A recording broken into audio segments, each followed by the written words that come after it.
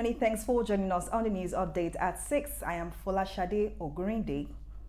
31-year-old Nigerian herbalist Jamiu Isiaka has confessed to using 30 million naira to carry out a sacrifice on behalf of a South Korean national, Kun Sik Kim, seeking a Nigerian National Petroleum Corporation license. According to the Economic and Financial Crimes Commission Ilorin Zonal Office, Isiaka impersonated the group managing director of the Nigerian National Petroleum Corporation, Maika Baru, and the special advisor to the president on media and publicity, Femi Adesina, among other prominent citizens. The anti-graft agency said that the suspect, along with others who were still at large, allegedly used the names of the senior government officials to scam the South Korean national.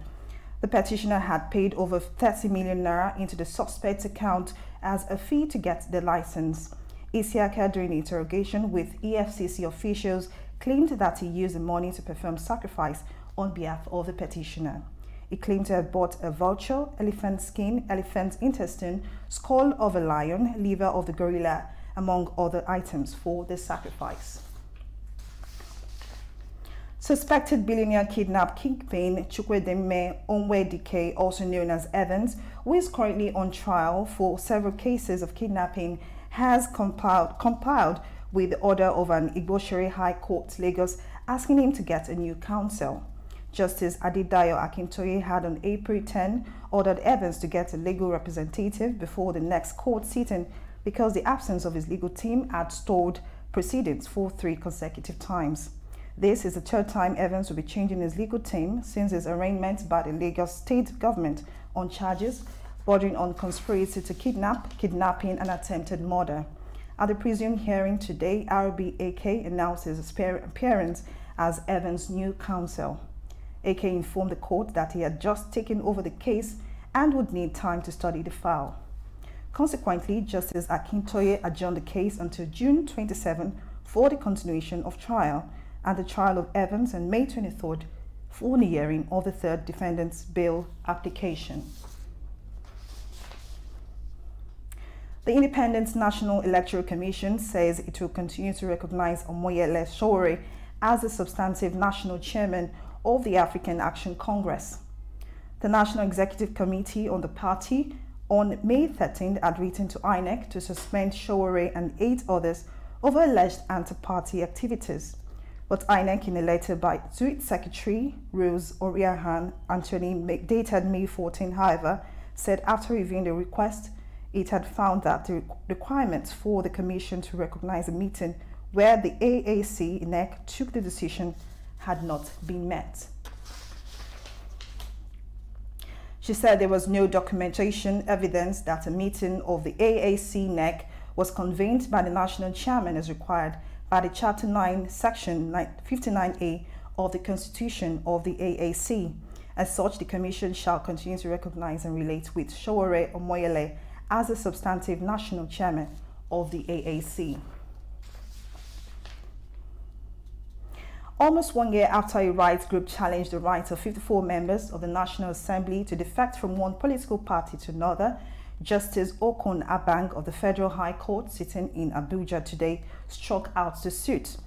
The legislators targeted by the suit include the Senate President Bukola Saraki and the Speaker of the House of Representatives Yakubu Dogara and the former Senate Minority Leader Godswill Akpabio.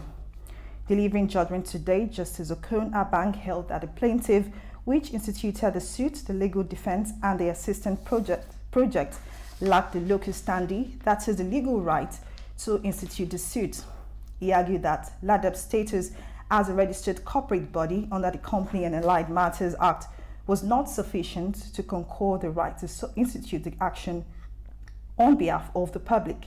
Abang also held that the plaintiff, not being the Independent National Electoral Commission, the political parties from which the legislatures defected, a member of any of the political parties, a member of the constituencies of the legislatures, or registered voters in the lawmakers' constituencies, it lacked legal capacity to institute the action.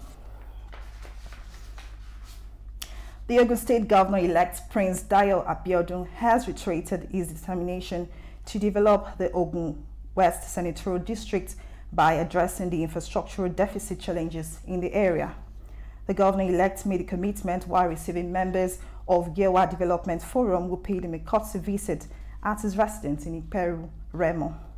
Abiodun pledged to harness the potential inherent in the area for socio-economic development of the people in the area and the state at large.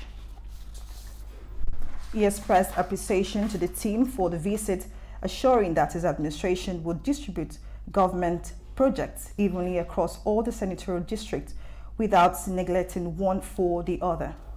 The governor-elect also hinted that his administration would build one hospital of excellence in each senatorial district and ensure that a primary health center was located in all the 236 wards of the state. Earlier, the leader of the delegates, Professor Anthony Ashiwaju, congratulated the governor-elect on behalf of the Yewa sons and daughters and assured him of their maximum support for his administration. Some African football legends in Nigeria and abroad today paid courtesy visit on the Lagos State Governor Akiwumi Ambode ahead of the testimonial match scheduled to hold tomorrow, 18th of May, in honor of the governor. Hel Ajidov, Kanu Wankwo, Austin Uwavon, Finidi George, Mitiu Adepoju, among others, were part of the contingent that visited the governor to assure him of their readiness for the match, built to hold at the Agege Stadium, Lagos State. Diouf and others who spoke on behalf of the contingent congratulated the governor for his investment in sports development in the country. And like what they say on my video, you're going to be happy for me tomorrow because I'm still fit, young in my head, and I'm going to run the show. It's very, very important for you to know that all these African legends came here in Lagos on behalf of you. They made it because you made it possible. Because when Wadi came to us and said, you have to go to Lagos, nobody was fear anymore to come in Lagos. Because you made Lagos a safe place, a place of Africa, a place of humanity, a place of solidarity. Responding to the visitors, the executive chairman of the Lagos State Sports Commission, Kweku Tando, applauded the organizers of the event, assuring the football legends of their safety and hospitality while in the state. Of the organizers, Mr. Waidi Akoni, we thank you for what you and these ex-players have decided to do in honor of Governor Akiwumi Ambode.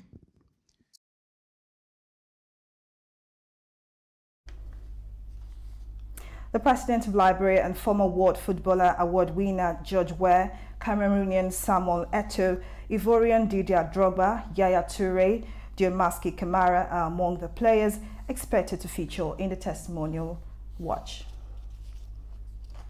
And that's it on a news package at 6. I am Fola Shade Ogrinde. Many thanks for watching.